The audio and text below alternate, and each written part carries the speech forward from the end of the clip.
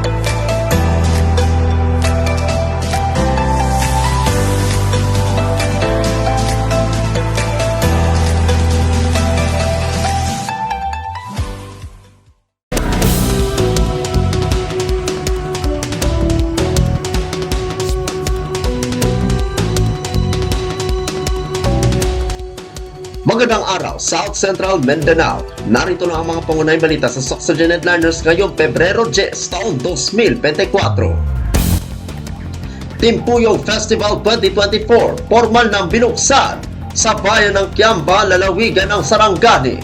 Narito ang ulat.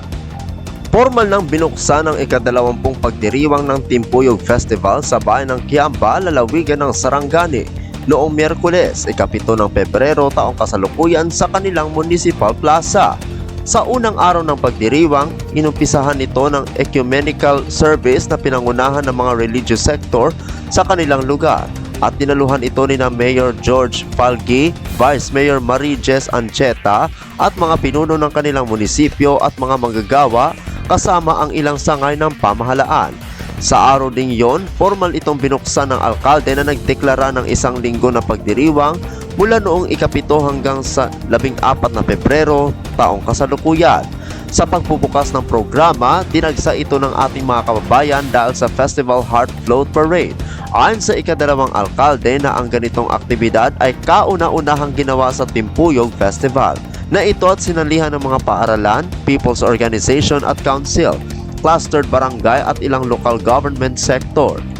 Sa unang araw ng pagdiriwang, nagkaroon din ng pagbubukas ng cultural village mula sa clustered barangay, heart station competition na sinalihan ng lahat ng mga purok sa barangay poblasyon, municipal heart ompesyon naman sa lahat ng tanggapan at departamento sa municipal government at canvas painting at prejudging.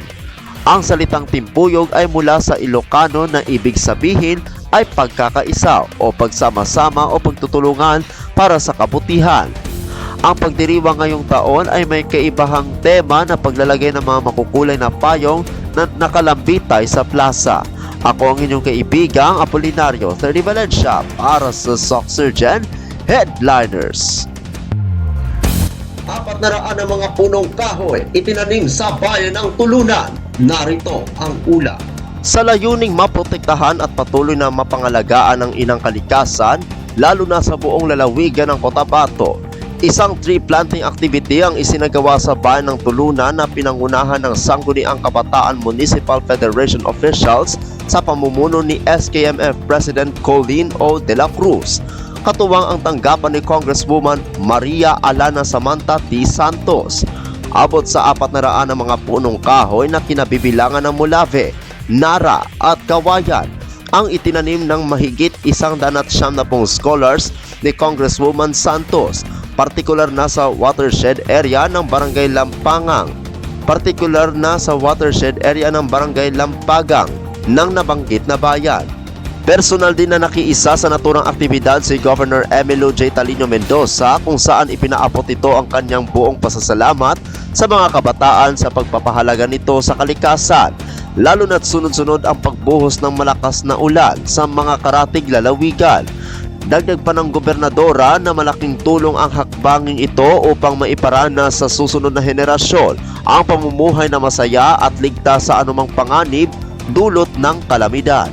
Ang nasabing tree planting activity, dinaluhan din ni na Board Member Jomar Cerepo, Sangguniang Kabataan Provincial Federation President Karen Mishi de Guzman, punong barangay Alvin Macabales, mga pinuno ng barangay at mga kasapi ng Philippine National Police o PNP at Bureau of Fire Protection o BFP. Ako ang inyong kaibigang Apolinario Tony Valencia para sa Soxurgen Headliners. Para sa uling balita, lungsod ng Tacurong, isa sa mga nakakuha ng 2023 Good Financial Housekeeping. Narito ang ulat. Unang parangal sa ngayong taong 2024 na kung saan ang lungsod ng Tacurong ay kinilala bilang isa sa mga lungsod na pumasa sa 2023 Good Financial Housekeeping na ginawa ng Department of the Interior and Local Government. Ang Seal of Good Financial Housekeeping ay ibinibigay sa mga local government units na nakasunod sa accounting at auditing standards, rules and regulation na nagpapakita ng transparensya sa paggamit ng pera ng bayan. Ako ang inyong kaibigang Apolinario Tony Valencia para sa Soxurgen Headliners.